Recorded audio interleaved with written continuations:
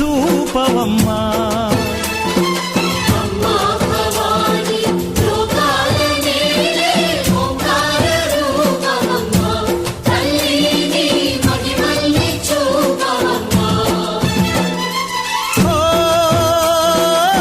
సృష్టికే దీపమా, శక్తికే మూలమా, సింహరథమే నీదమ్మా. అమ్మ దుర్గమ్మ భక్తులను దీవించుమా.